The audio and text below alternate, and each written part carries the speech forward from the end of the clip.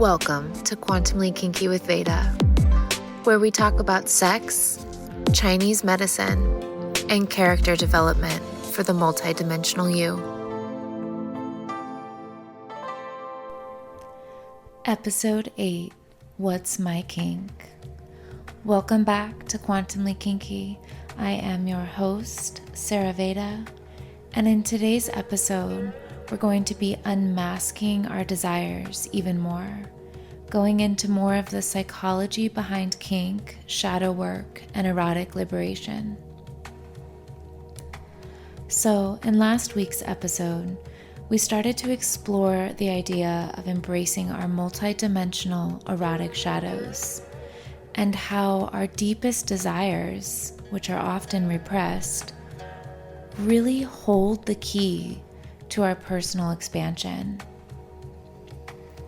Today, we're going to look into insights from Jungian psychology, sexology, Thomas More, and Douglas Thomas's work on the soul's erotic nature, so we can get behind why we like what we like.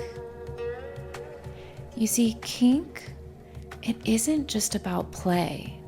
It's a portal, a mirror into our subconscious, a powerful way for us to engage with the shadow rather than repress it.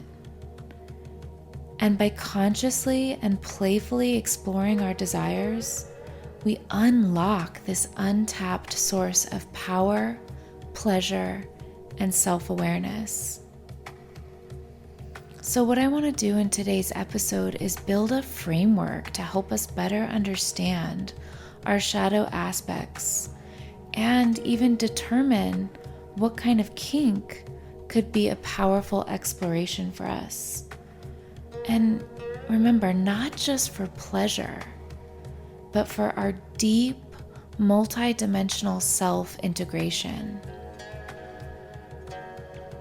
So let's get into the erotic shadow and the psyche's playground.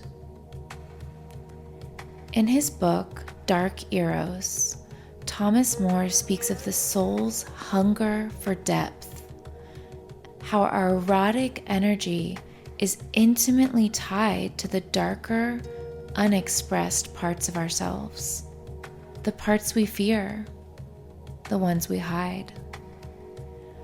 More reminds us that to truly live fully and erotically, we must befriend our shadow rather than exile it. Jungian psychology tells us that the shadow consists of everything that we reject, everything we deny or suppress about ourselves. Often this is because, as we know, society, family, or religion labeled these aspects as bad or inappropriate. But what happens to these unacknowledged desires? They don't just disappear. They actually most commonly manifest as compulsions, fetishes, dreams, fantasies, and most often, anxiety, shame, and depression. This is plaguing our modern culture. Let me ask you this. Have you experienced any anxiety, depression, or shame in the last year? Even just a little bit? If so, this episode is for us. Carl Jung believed that integrating the shadow is essential for self-actualization. And in my world, it's essential for multi-dimensional integration. That's where we allow and not suppress our many expressions of self, so that we don't have to stay small, confined, and inauthentic in this world. And what is kink if not a direct, embodied confrontation with the shadow? Let's take a deep breath together.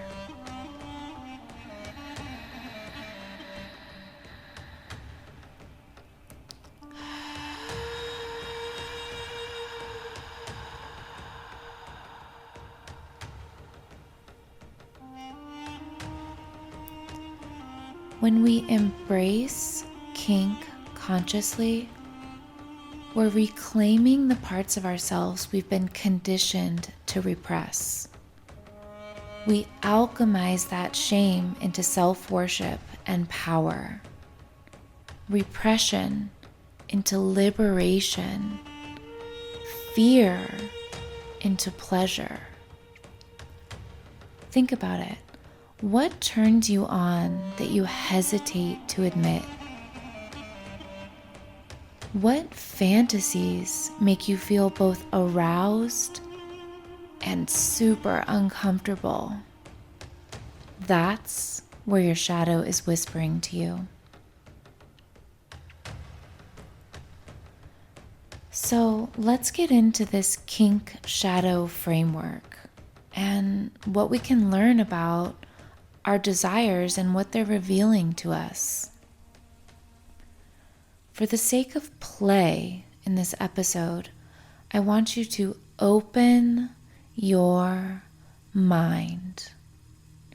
Play with this idea of exploring kink as a path to shadow integration. Kink isn't just about sensation, it's about transformation. Douglas Thomas's research on disassociation versus immersion in BDSM and kink play reveals how the mind navigates intense experiences, offering a powerful framework for emotional alchemy. When we disassociate, we disconnect, using play as an escape. But when we immerse, we fully surrender to the experience, allowing it to become a conduit for processing our deep-seated emotions like fear, shame, powerlessness. And we do it in a way that feels safe, sexy, controlled, and even erotic. You see, in a well-navigated kink scene, the body becomes a sacred theater where past wounds, societal conditioning, and internalized taboos can be unraveled. Not through repression, but through ritualized expression. And not through just talking about it endlessly, but through playing it out with the body. This is powerful. A submissive might reclaim their power by choosing to give it away, while a dominant might find tenderness in the precision of control.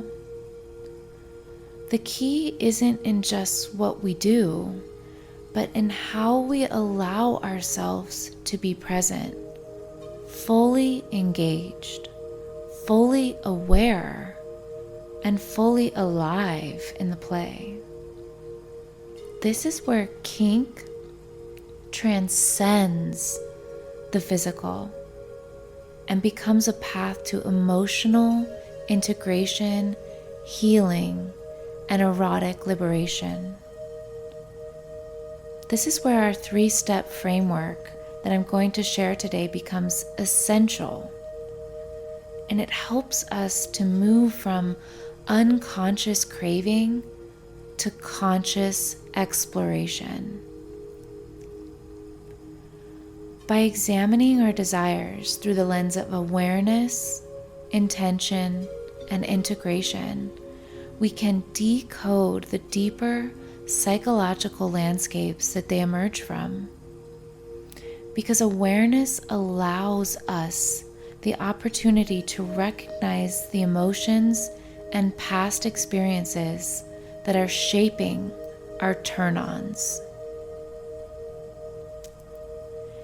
Intention, well, that gives us the power to engage with these desires in a way that aligns with our current values and needs.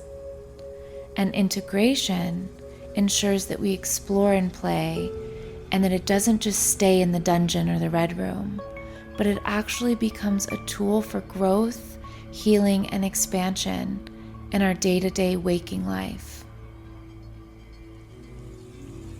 When we can apply this framework I'm going to talk about to our kink, we're not just indulging fantasies, we're actually engaging in an intimate, embodied dialogue with our own psyche, turning our deepest impulses into sources of self-knowledge and erotic empowerment.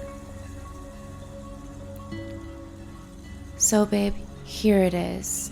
Here is our QK 3-theme framework that I created so that we can use this to examine our desires and how they might be tied to our psychological landscape. Theme 1. What psychological pattern is playing out for you? Ask yourself, do I have a kink for power exchange? Dominance, submission, degradation, humiliation, authority, role play?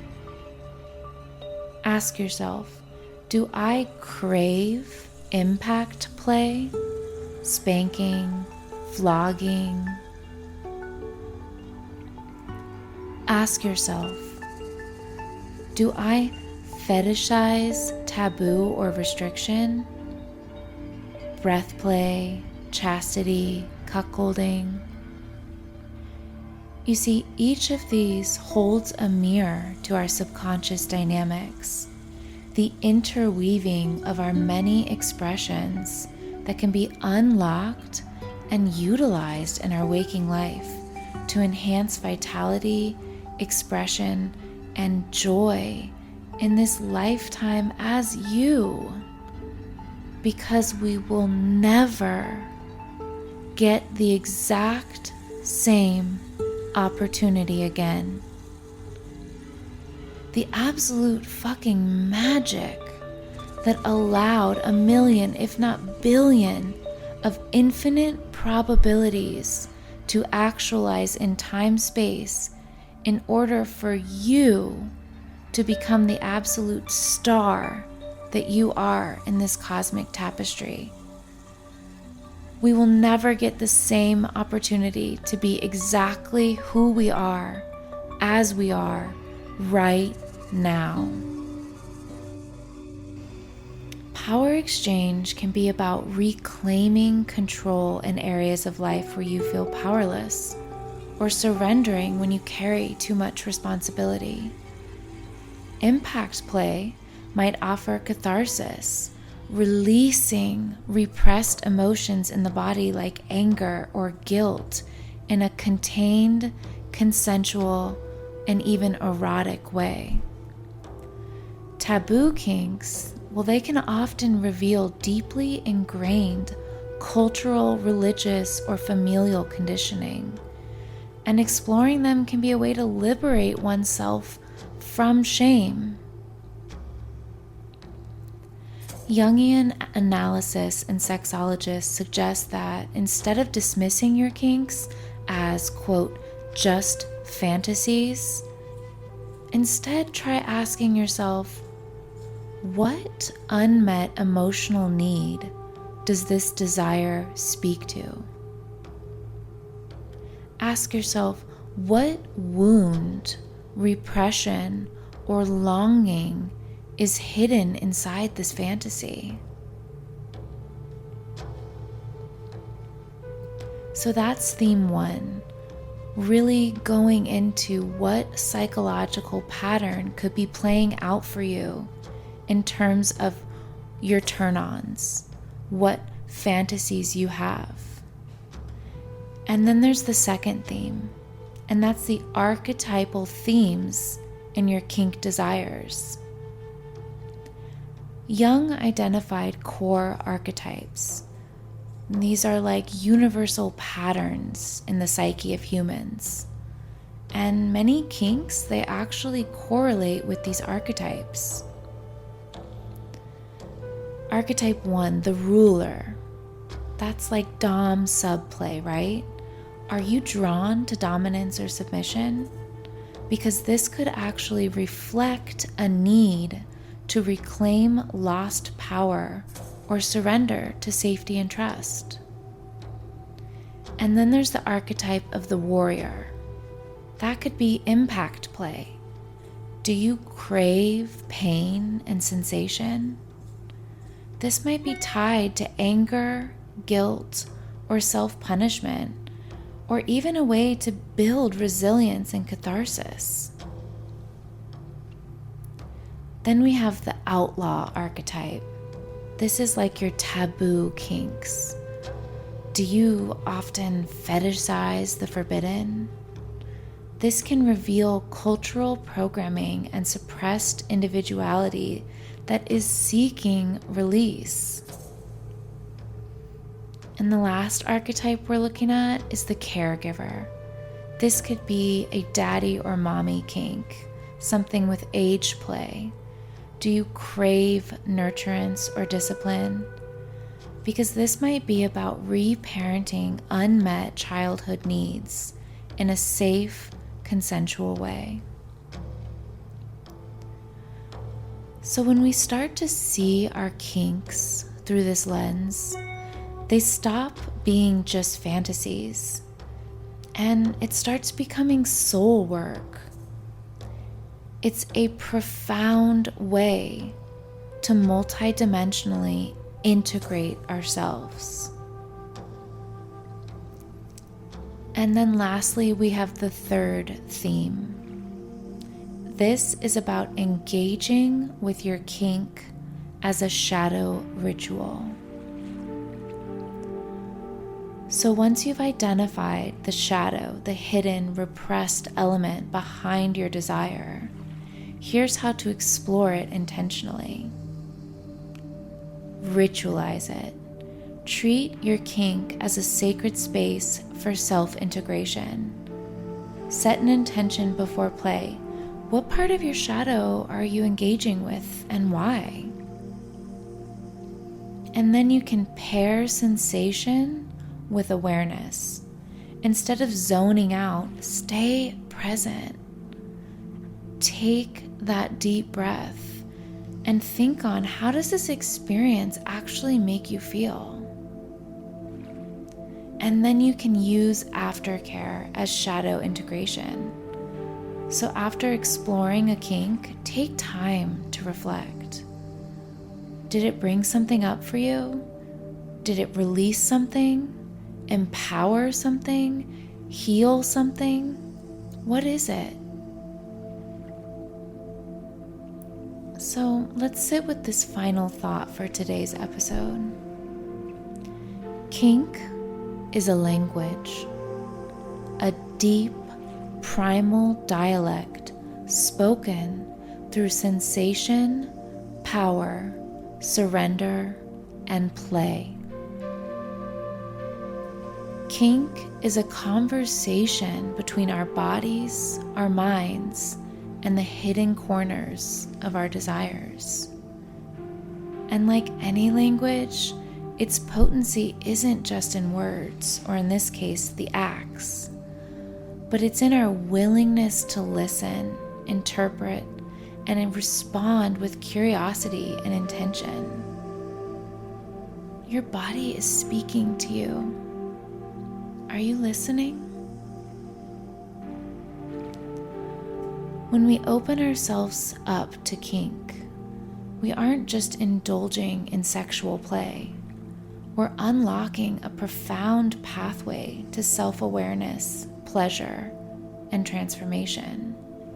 Because it's an invitation to step beyond the familiar, the mundane, the everyday. And it's an invitation to challenge the narratives we've inherited, reclaim our own erotic sovereignty.